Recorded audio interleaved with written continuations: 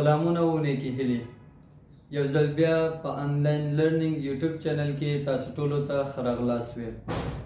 په دې هیله چې تاسو ټول په خپل ورځني چارو کې خوښ او بریالي اوسئ. نننی انګلیسي لوست کې موږ او تاسې به د تلفظ اړوند یو څه درس اخلو. په تیرو ویډیوګانو کې موږ د الفبا په اوازونو، ساکنوالي او همدارنګه ډېر څه نور باندې وغږېدلو. نننی ویډیو هم د تلفظ اړوند یو ډېر زیات اهم او ضروري ویډیو دی. که تاسې فکر هم کړی اوسئ په انګلیسي کې ټول 26 توري دي، خو دغه 26 توري څه باندې 40 ډوله غږونه جوړوي. نو دا 40 ډوله غږونه څنګه او د څه په اساس جوړیږي، دې کې یو څه قوانین شته. لومړی دا چې په 26 تورو کې ځینې توري داسې دي چې په خپل ترکیب کې یو څخه زیات اوازونه ورکوي. یو ښه مثال یې د سی توری کیدای شي. تاسې د سی توري په تشریح کې مو واغسته چې سی توری 2 ډوله اواز ورکوي، د س او همدارنګه د ک اواز ورکوی شي. همدارنګه څه نور توري هم دي چې 2 ډوله یا هم مختلف ډوله اوازونه جوړوي. د دې سره سره په انګلیسي کې ځینې کمپاوند لیټرز په نامه توري هم شتون لري، کوم چې د یو څخه زیات تورو یو ځای کولو سره خپل اوازونه جوړوي. نو نننی ویډیو کې موږ او تاسې به د کمپاوند لیټرز اړوند ځینې توري تشریح کوو. په دې هیله چې ویډیو تر پایه وګورئ او د نننی ویډیو څخه یو څه ترې زده کړئ. راځو د نن ورځې درس باندې شروع کوو. تر هر څه مخکې باید موږ کمپاوند لیټرز یا هم په پښتو کې ورته ترکیبی توري ویل کېږي باید وپېژنو. نو د کمپاوند لیټرز لپاره موږ یو تعریف لرو او هغه په دې ډول دی: compound letters are those letters which are formed of more than one letters. په دې معنی ترکیبی توري وایي هغه توري دي کوم چې د یو تورو څخه زیات تورو څخه جوړ شوي اوسي. یعنی د یو څخه زیات توري چې یو ځای استعمال شي او یو ډول غږ جوړ کړي، دغه ډول غږ ته یا دغه ډول تورو ته په انګلیسي کې compound letters یا هم compound sounds ویل کېږي. نو په انګلیسي کې ځینې وخت 2 توري یو ځای کېږي، یو خاص یو ځانګړی غږ جوړوي. کله د 2 څخه زیات توري یو ځای کېږي نو هم یو ډول غږ جوړوي. نننی ویډیو کې موږ هغه تورو باندې غږیږو چې هغه 2 توري یو ځای کېږي او یو ځانګړی غږ جوړوي. نو دا د دې لړۍ لومړی برخه ده. راځو په انګلیسي کې د KH توری. که تاسې فکر هم کړی اوسئ په پښتو کې موږ څه باندې 40 ډوله غږونه یا هم توري لرو، خو په انګلیسي کې بیا 26 توري دي. نو ځینې توري په پښتو کې داسې دي چې په انګلیسي کې ورته بدیل نشته، یعنی په انګلیسي 26 توري کې ورکې بدیل نه لري. نو دې لپاره موږ 2 توري یو ځای کوو او د دغه پښتو تورو یا غږونو لپاره یو غږ جوړ کړي چې د دې جملو څخه یو 3 غږونه دلته دي. باید یادونه وکړو د KH توري اواز په پښتو کې د خ اواز ورکوي یا د خې اواز ورکوي، خو په انګلیسي کې د خ اواز نشته یا انګلیسي حنجري سیستم کې د خ اواز نشته. نو احیانا که تاسې پښتو کې د خې لپاره کم بدیل توري پسې ګرځئ نو تاسې به کوشش کوئ د KH توري یا د KH ترکیبي تورو څخه استفاده کوئ. د مثال په ډول سره که چیرې تاسې خالد لیکئ کوم چې په خې باندې شروع کېږي نو موږ به KH لیکو خالد. په عین ډول سره خان. نو دا هغه اوازونه لکه خ اواز دی. نو د خ یا د خې اواز جوړولو لپاره په انګلیسي کې موږ د KH توري نه استفاده کوو. نو د KH توري یوازې په پښتو کې استعمالیږي یا د خ اواز ورکوي، یعنی خ اواز صرف په پښتو کې دی یعنی انګلیسي کې نشته. دویمه توری هغه د GH توری دی. د GH توری عموما د غ یا د غین اواز ورکوي، کوم چې پښتو خنجري سیستم کې غین شته خو په انګلیسي کې غین توری نشته. هر کله چې تاسې غواړئ د غین بدیل پیدا کړئ په انګلیسي تورو کې نو موږ د GH توري څخه استفاده کوو. خو د یادولو وړ دی چې دا هم صرف پښتو کې دی، یعنی په انګلیسي حنجري سیستم کې غین اواز نشته. لکه مثال په ډول سره افغان یا هم غلام غین اواز ورکوي. که تاسې فکر کړو چې هر کله چې انګریزان یا خارجي خلک کله چې افغانستان یا غني یا هم افغان تلفظ دوی عموما غین نه وایي، غین عموما جی ایچ دی د ګاب اواز جوړوي، لکه افغان، لکه غني، لکه افغانستان. ځکه انګلیسي حنجري سیستم کې غین اواز نشته، نو لہذا پښتو کې د غین لپاره جی ایچ توري څخه استفاده کوو. دریم یو هغه د زی ایچ توری دی. زی ایچ توری هم یوازې پښتو ته محدود دی. هر کله چې تاسو د ژ یا د ژ اواز پسې ګرځئ نو د زی او ایچ توری یو ځای کوو او د ژ اواز ورکوي. د مثال په ډول سره ژوند، لکه مثال ژر، ژ دا هم یوازې پښتو کې د انګلیسي کې د ژ اواز نشته. ورپسې توري بیا دا د انګلیسي اوازونه دي.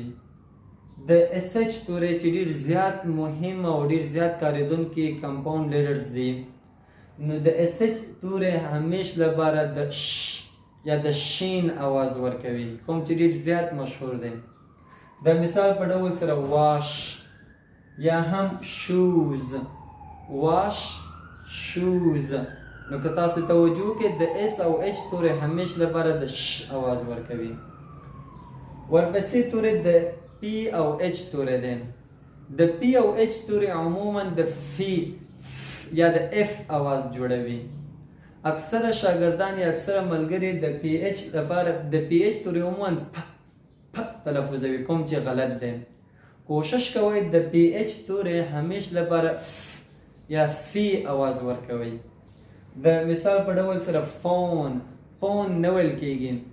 ایلیفنٹ، ایلیفنٹ، ایلیفنٹ نه ویل کیږي، پی نه بلکې فی اواز دی یا اف اواز جوړوي. ورپسې د ټي ایچ تورو اواز دی. یوه یادونه باید دلته وکړو، هغه دا چې په انګلیسي کې د انګلیسي په ژبه کې تر ټولو سختترین اواز هغه د ټي ایچ توری جوړوي، او د ټي ایچ توری عموما دوه ډوله غږ ورکوي. مونږ یعنی هغه کسان چې انګلیسي اصلي ژبه نه ده، عموما د ټي ایچ توری لپاره مونږ دال جوړو، یعنی دال د تلفظ. لکه مثال دا مونږ دټ ویو یا برادر ویو یا مثال تنک ویو، کوم چې غلط دی. اکثر اوقاتو کې ټي ایچ مونږ یا دال ویو یا تی ویو، دواړه غلط دي. ټي ایچ توری نه د دال او نه د تی اواز ورکوي، بلکې دا یو بل ډول ډېر ستونزمن غږونه جوړوي. نو لومړی د ټي ایچ توری د دال، ضاد، ذی او همدارنګه د ذوی تورو په منځ کې د دې تورو په منځ کې یو داسې مکس غوندې اواز جوړوي، داسې یو مکس غوندې اواز جوړوي. یعنی یو ته هم ډېر مایل نه دی، په دې ټولو نه به لږ لږ برخه اخلي، یو اواز به جوړوي چې کوم ډېر سخت اواز دی په انګلیسي کې. لکه مثال تاسو توجه وکړئ زه څنګه جوړوم. لکه ذ، دا ژبه به د غاښونو سره کېدی، د پاسه لاندې به غاښونه ونیسئ. ذ ذ ذ د نه ویل کېږي، ذ ذ. لکه مثال that، that، دټ نه ویل کېږي. لکه brother، brother، brother نه ویل کېږي، brother. او همدارنګه these، these. که تاسو توجه وکړئ دا اواز د د اواز نه ده، بلکې د ذ اواز دی. نو دغه د ټي ایچ توری 30% یعنی محدود لغاتونه کې 1.5 لغاتو کې د ذ اواز جوړوي، یعنی 30%. ورپسې د سین، د ثی او د تی او د سین په منځ کې یو مکس، یو مخلوط اواز جوړوي، چې دا یو تر ټولو سختترین اوازو څخه د انګلیسي کې. هغه په دې ډول تاسې به دا ژبه د غاښونو د پاسه کېږدئ او پوکی به خلاص پرېږدئ، یعنې پوکی به وباسئ، لکه داسې اواز به ورکوئ. یعنی نه به مکمل ثین دی، نه مکمل سی دی، نه مکمل تی دی، د دې په منځ کې یو غږ جوړوئ، داسې اواز به جوړوئ. لکه مثال په ډول څه think، think یعنی think نه ویل کېږي. لکه thirsty، thirsty، thirsty نه thirsty. او ورپسې لکه seventh، seventh اواز جوړوي. دا په انګلیسي کې یو ډېر سخت او ستونزمن اواز دی. یو یادونه بله دلته باید وکړو هغه دا چې 80% په انګلیسي کې د ټي ایچ تورو اواز جوړوي، یعنی 80% د ټي ایچ اواز دلته دې ته ورته اواز جوړوي، دې ته ورته لکه اواز جوړوي. راځو وروستی توري د هغه هم د سی ایچ توري دي. په انګلیسي کې د سی ایچ توري 3 ډول اوازونه جوړوي. لومړی د چ، دویم د ک او دریم د ش اواز جوړوي.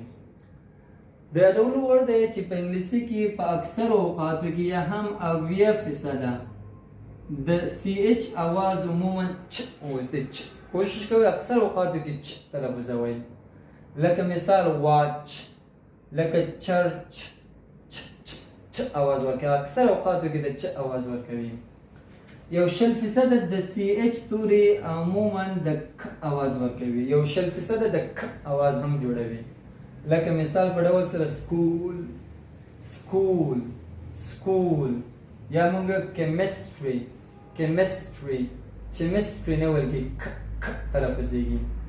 او یو 10% د شي ایچ، یو 10% د سی ایچ توري اواز ش جوړوي، دا محدود لغاتو کې دی، لکه مثال په ډول سره شف، شف، یا هم ماشین، ماشین، یا هم ماشین، ش اواز دی. د دې لپاره چې د سی ایچ توري درست اواز پیدا کړئ تاسې به کوشش کوئ چې ډکشنري کې اواز به سرچ کوئ، یا ډکشنري کې به تاسې اواز ګورئ یا اورئ به، او یا هم کوم د استاد او یا هم د یو استاد نه به پوښتنه کوئ چې په دې لغت کې د سی ایچ اواز څه ډول دی. هغه توري چې انګلیسي کې هغه اصلي انګلیسي لغت اوسي یا پیور انګلیش ورډز اوسي، هغه تورو کې هغه یا یو بله یادونه وکړو باید هغه دا چې هغه کلمې چې په انګلیسي کې هغه د انګلیسي خپل کلمات اوسي یا پیور انګلیش ورډز اوسي، نو هغه کې د سی ایچ توري عموما د چ اواز ورکوي. هغه کلمات یا هغه لغتونه چې د لاتین لینګویج نه اخیستل شوي اوسي یا د ګریک لینګویج نه اخیستل شوي اوسي، نو په هغه لغاتو کې د سی ایچ توري ک اواز ورکوي. او هغه لغتونه چې فرانسوي سرچینه ولري نو په هغه کې بیا د سی ایچ توري ش اواز ورکوي. خو بیا هم موږ د تورو خو بیا هم موږ د لغتونو په سرچینو باندې نه پوهېږو تر هغه چې ډکشنري ته مراجعه ونه کړو. نو د سی ایچ اواز پیدا کول لپاره، یعنې درست اواز پیدا کول لپاره بهتره خبره ده چې ډکشنري کې یو کله تاسې ولټوئ. دا و زمونږ د نن ورځې درس. په دې هیله چې ویډیو به مو تر پایه کتلی اوسئ. د کمپاوند لیډرز راتلونکې برخې ته انتظار کې اوسئ. تر بیا ښه وختونه.